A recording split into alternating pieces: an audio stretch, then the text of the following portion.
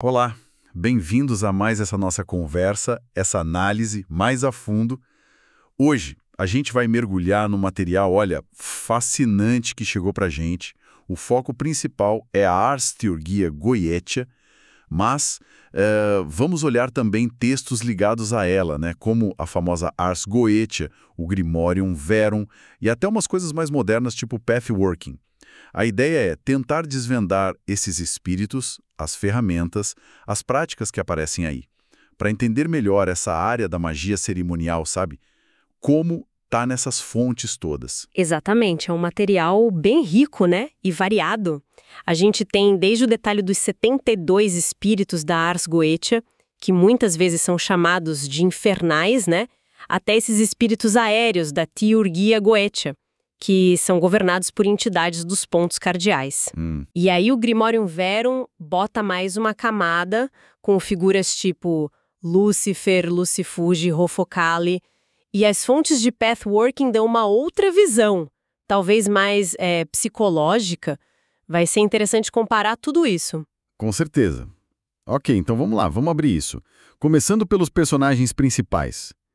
Os espíritos. As fontes mostram, assim, uma variedade enorme de entidades. Tem os 72 famosos da Ars Goetia, aí tem os aéreos da Theurgia Goetia, e essas hierarquias do Grimorium Verum. Como é que eles descrevem essas categorias diferentes? Olha, as descrições mudam bastante. Na Ars Goetia, os 72 têm títulos, né? Reis, duques, marqueses, presidentes e por aí vai. Comandam legiões. E a aparência deles costuma ser bem bizarra, muda de forma. Sim. Já a Theurgia Goetia descreve os espíritos aéreos como sendo parte bons e parte maus. Organizados assim sob príncipes cardeais. Uns ficam fixos na direção deles, outros são meio vagantes, sabe? Vagantes. Interessante. É. E o Grimorium Verum? Esses já mostram uma estrutura de poder mais direta. Tem imperadores como Lúcifer, Beelzebub e Astaroth. E aí tem os primeiros ministros, tipo Lucifuge e Rofocale. Dizem que ele tem poder sobre toda a riqueza do mundo. Nossa. E as fontes mais novas de Pathworking? Como elas entram aí? Essas fontes, elas tendem a dar uma reinterpretada nas habilidades desses espíritos, de um jeito mais prático, ou psicológico, talvez. Em vez de o espírito achar um tesouro de verdade, ele pode ajudar a achar um tesouro interno, ou uma oportunidade, entende? A linguagem muda um pouco. Foca mais em resultado tipo aumentar a criatividade ou entender melhor as pessoas. E falam também nos servos ocultos nessa abordagem, talvez focando em coisas mais sutis, internas. Que interessante essa releitura. Mas voltando para as descrições mais, digamos, clássicas. As fontes da Ars Goetia e as parecidas dão uns exemplos bem vivos, né? Eu fiquei bem intrigado com alguns. Sim, as descrições são muito marcantes nesses grimórios. Pega o Ammon, por exemplo, um marquês. Dizem que ele aparece como um lobo com cauda de serpente soltando fogo pela boca. Ou então, um homem com cabeça de corvo. Uau! E os poderes dele, reconciliar amigos e inimigos, mostrar passado e futuro. Ou o Barbatos, um duque. As fontes dizem que ele aparece quando o sol está em Sagitário. Ensina a língua dos bichos, revela tesouro escondido por magia e, olha que curioso, acalma a raiva dos poderosos e reconcilia amigos. A fonte de Pathworking até sugere a ele para entender pessoas e segredos. Exato. E tem Citri, um príncipe que inflama o amor entre homem e mulher. Dizem que pode até fazer eles se despirem. Nossa! Como cabeça de leopardo e asas de grifo. Só depois vira humano. E parece que alguns exigem um cuidado extra, né? Tipo Belete, um rei descrito como terrível, num cavalo pálido, com música antes. Causa todo tipo de amor, mas as fontes avisam, ele chega furioso. Precisa comandar com coragem, usar um bastão de avelã para certas direções, anel de prata no dedo médio esquerdo contra o rosto. Todo um protocolo. Com certeza, essa necessidade de protocolo específico aparece direto. O Asmodei é outro rei poderoso. 3 cabeças: búfalo, homem e bode. Cauda de serpente, pé de ganso, montado num dragão infernal cuspindo fogo. Que imagem, cara. Ele ensina matemática, geometria, astronomia, revela tesouro, deixa invisível. Mas as fontes alertam para não tirar o chapéu ou qualquer coisa da cabeça na frente dele. Seria desrespeito, poderia estragar tudo. Impressionante. E nem todos os poderes são, digamos, construtivos, né? O Glazialabolas, presidente e conde, aparece como um cachorro com asas de grifo. Ensina artes e ciências na hora, pode deixar alguém invisível, mas também causa derramamento de sangue, homicídio. A fonte de Pathworking deu uma interpretação curiosa. Usar ele para descartar uma má reputação. Será que é um jeito de tornar algo ruim invisível? Pode ser uma interpretação, sim. Outro com poder meio ambíguo é o Buni, um duque que aparece como um dragão de 3 cabeças. Cachorro, grifo e homem. 3 cabeças de novo. Ele pode deixar a pessoa rica, sábia, eloquente, mas também muda os mortos de lugar e junta demônios nos túmulos. Uma mistura de poderes bem peculiar. Essa variedade é incrível. E como a Cábala entra nisso? Uma das fontes falou das Qliphoth, do Shem HaMephorash. Sim, essa fonte liga os 72 espíritos da Goetia às Qliphoth, que são vistas como as cascas, as sombras da Sephiroth na árvore da vida cabalística, sabe? Cada espírito seria ligado a uma dessas forças meio desequilibradas, demoníacas. Por outro lado, o Shem HaMephorash é um nome de Deus dividido em 72 partes, tirado de versículos lá do Êxodo. Existe uma tradição que liga cada um desses 72 nomes de anjos a um dos 72 espíritos goéticos. A ideia é que o anjo correspondente teria poder sobre o demônio. É um jeito de tentar encaixar essas entidades num sistema maior e, quem sabe, dar um jeito de controlar. Uau! Isso deixa tudo bem mais complexo teologicamente. Agora, mudando um pouco o foco. Como é que as fontes dizem que essas operações são feitas? A preparação parece ser muito importante. Fundamental. A preparação ritualística é intensa. As fontes falam que precisa se purificar, muitas vezes com jejum, banhos rituais. O tempo é crucial. Escolher a hora planetária certa, a fase da lua certa, às vezes até o signo certo. A gente viu o exemplo do Bárbatos, Sol em Sagitário, e do Belete. Uma fonte fala de fazer o selo secreto de Salomão no dia e hora de Marte ou Saturno, com a lua em Virgem. Essa sintonia com ciclos cósmicos é chave. E as ferramentas? Parecem coisa de filme, mas cheias de significado. O círculo mágico, o triângulo da arte. Sim, cada ferramenta tem uma função clara nos textos. O círculo mágico é o espaço sagrado, protegido do mago. Representa o universo que ele controla ali.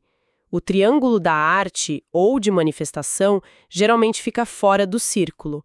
É onde o espírito deve aparecer e ser contido, né? É o foco da manifestação na Ars Goetia. E os instrumentos para comandar? Bastão, espada? O bastão ou a varinha, feitos de material específico, tipo avelã ou amendoeira, segundo algumas fontes, é para direcionar a vontade, para comandar. A espada ou a adaga, tipo o atame, representa autoridade, defesa e a capacidade de forçar o espírito se precisar. Simboliza o elemento ar, o discernimento. E não dá para esquecer dos selos ou sigilos. Cada espírito tem um, né? É essencial. Os selos são tipo a assinatura ou o telefone do espírito. Tem que ser feitos do jeito certo, geralmente no metal, ligado ao rank do espírito, ouro para reis, cobre para duques, etc., ou em pergaminho virgem. O mago usa para conectar e controlar. E tem também símbolos de proteção mais gerais, como o hexagrama e o pentagrama de Salomão, e o anel ou o disco de Salomão, que protege contra as emanações de enxofre ou o hálito fedorento dos espíritos. Hálito fedorento. Nossa, e a famosa Arca de Bronze, onde Salomão teria prendido os 72? Exatamente. As fontes da Ars Goetia contam essa história. A arca vira um símbolo de aprisionar e controlar essas forças. E o selo secreto de Salomão, usado para selar a arca, também é descrito como um talismã poderoso por si só. Dizem que atrai simpatia e protege de perigos. É um kit completo. Mas a abordagem muda, né? A teurgia goetia foca mais na pedra de cristal ou no espelho sobre a mesa secreta, como a gente viu. E o pathworking? O pathworking, pelo que uma das fontes descreve, parece dispensar boa parte dessa parafernália física externa. O foco é mais interno, sequências de visualização guiada, entrar em contato com as energias ou arquétipos dos espíritos de um jeito mais meditativo, imaginal. É uma abordagem que internaliza o processo, sabe? E as conjurações. Eu li uma frase bem forte numa delas. Eu sou ele, o espírito não nascido, forte fogo imortal. Essa frase vem da famosa conjuração Nascido do Fogo, ou preliminar. É muito associada a essas práticas, mas não está diretamente dentro do Lemegeton clássico, né? As conjurações nos grimórios são centrais, elas têm uma estrutura, geralmente começam mais de leve e vão aumentando a autoridade, usando nomes divinos cada vez mais fortes se o espírito resistir. E, tão importante quanto chamar, é a licença para partir no final, para dispensar o espírito direitinho e fechar o ritual. As fontes também alertam sobre perigos, certo? Espíritos que mentem, que são traiçoeiros. Sim, os avisos são bem claros. O Haures, por exemplo, dizem que mente se não estiver dentro do triângulo. O Malfas aceita sacrifício e oferenda, mas engana quem faz. O Andras, um marquês, é descrito como particularmente perigoso. Pode matar o mago e os ajudantes se não tomar cuidado. A necessidade de controle é constante. A ideia do cão do inferno, que uma fonte menciona como um jeito de conter aspectos negativos internos, parece ter a ver com isso, com essa gestão de forças que podem ser destrutivas, sejam externas ou internas. Ok, isso leva a gente direto para os objetivos e riscos. Por que alguém faria isso tudo? Segundo as fontes, o que eles buscam? A lista de objetivos é enorme. Conhecimento é um tema comum. Saber do passado, presente e futuro. Aprender artes, ciências, filosofia, ética. Como com Vassago, Alossis, Bifrons. Descobrir segredos ou coisas escondidas, como com Vassago de novo ou os espíritos da teurgia goetia. E resultados mais concretos. Dinheiro, amor. Com certeza. Riqueza e tesouros são promessas de vários espíritos, Asmodei, Buni e o Mammon, que aparece no Grimorium Verum com o Lucifuge. O amor e a luxúria são especialidades de outros, Citri, Belete, Zepar, Gomori, e a construção literal de torres ou prédios é atribuída ao Malfas e ao Sabinok. E influenciar outras pessoas? Também é bem comum. Reconciliar amigos ou criar briga. Amon, Barbatos, Andromalius, conseguir favores de gente importante, Barbatos, Guzion, ficar invisível, Asmodei, Glazialabolas, comandar espíritos inferiores ou elementais. E aqui fica bem interessante mesmo, a fonte de pathworking parece que traduz alguns desses poderes para um nível mais psicológico ou do dia a dia. Sim, essa fonte dá uma perspectiva diferente. Barbatos para entender pessoas, Citri para incitar paixão, talvez na própria pessoa ou em outros, Glazialabolosses para se livrar de má fama. Fala-se em usar os espíritos para aumentar a criatividade, aliviar dores antigas, atrapalhar os planos dos outros. É uma aplicação mais pragmática, talvez menos grandiosa do que construir torres ou achar tesouros, né? Mas nem tudo é bonzinho, mesmo nos textos clássicos. Glazialabolos causando morte, Sabinok atacando pessoas com feridas cheias de vermes. Eca. Correto. As fontes não escondem o lado sombrio, não. Alguns espíritos são ligados diretamente a causar dano, doença, conflito, destruição. Isso levanta questões éticas que estão ali, na própria prática descrita. O que nos leva aos riscos? Já falamos da mentira, da traição de alguns espíritos. Que outros perigos as fontes mostram? O perigo físico ou mental é real, segundo os textos. Andraste pode matar, a fúria inicial de Belet, a natureza nociva e muito infiel de alguns espíritos aéreos da teurgia goetia, a intensidade da experiência por si só já pode desestabilizar a pessoa. E depois do ritual, uma fonte falou de manifestações que podem acontecer. Sim, essa fonte descreve possíveis efeitos que ficam. Sonhos muito vívidos ou perturbadores, ver vultos, ouvir chamarem seu nome, sentir arrepios ou toques do nada, até coisas tipo poltergeist. Isso sugere que a linha entre o ritual e a vida normal pode ficar meio borrada. Fontes sobre ataque astral, mesmo não sendo goetia pura, também entraram na análise. Elas alertam para perigos ao lidar com influências sutis. Sim, essas fontes alertam sobre perigos de interações no plano astral. Pode ir desde influências energéticas ruins até ataques mais diretos de entidades ou outros praticantes. Embora a goetia trabalhe com evocação, trazer o espírito para uma manifestação externa ou visível, a interação ainda acontece em níveis sutis e pode ter consequências psíquicas ou astrais. E o risco de pactos. O Grimorium Verum parece bem direto nisso. Muito direto.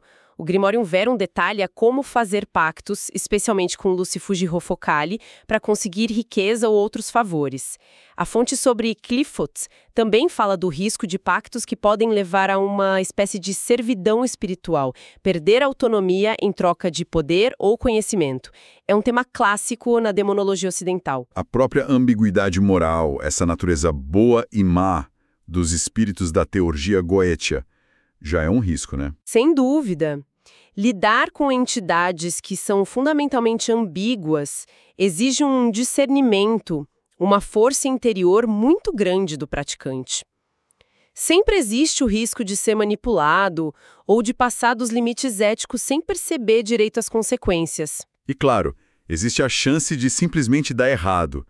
Uma fonte prática mencionou que a magia, principalmente a negra, pode falhar. Sim, essa fonte lista motivos como erro do praticante no ritual, a vítima ter proteções espirituais mais fortes, ou simplesmente um momento astrológico ou energético não ser bom. Não é uma ciência exata com garantia de resultado, mesmo dentro da lógica dos próprios grimórios. Então, o que tudo isso significa? Tentando juntar as peças desse quebra-cabeça todo. A gente tem sistemas complexos, descritos nas fontes, a Ars Goetia com seus 72, a Teurgia Goetia com os espíritos aéreos, o Grimorium Verum com a hierarquia infernal dele e abordagens modernas como Pathworking, rituais elaborados, ferramentas cheias de símbolo, uma lista enorme de objetivos de conhecimento, a riqueza, a amor, a destruição e uma lista igualmente longa de perigos envolvidos. Exato. O que a gente vê é um retrato com muitas faces de uma tradição mágica que busca catalogar, contatar e ou comungar ou comandar entidades não físicas. A gente vê diferentes visões de mundo em jogo, diferentes métodos e, talvez o mais importante, diferentes formas de entender a natureza dessas entidades e da própria realidade. A tensão entre controle e perigo, entre poder e responsabilidade, dá para sentir em todas as fontes. E para deixar uma última reflexão para o pessoal que está ouvindo, as fontes, principalmente as mais antigas, descrevem essas entidades, sejam os 72 da Goetia, os aéreos da Teurgia ou os do Verum, com um nível de detalhe de especificidade que é impressionante. Quase como se fossem forças objetivas, científicas dentro do mundo delas. Ao mesmo tempo, as interpretações mais modernas tendem a psicologizar, a tratar como arquétipos essas mesmas figuras. Pensando nessa dualidade que a gente viu nas próprias fontes que analisamos, fica a pergunta: o que a persistência e a evolução dessas práticas, desde os grimórios medievais até o pathworking de hoje, nos diz sobre a relação humana com o desconhecido, com o poder e com as profundezas da nossa própria consciência? Fica aí a questão para a gente pensar.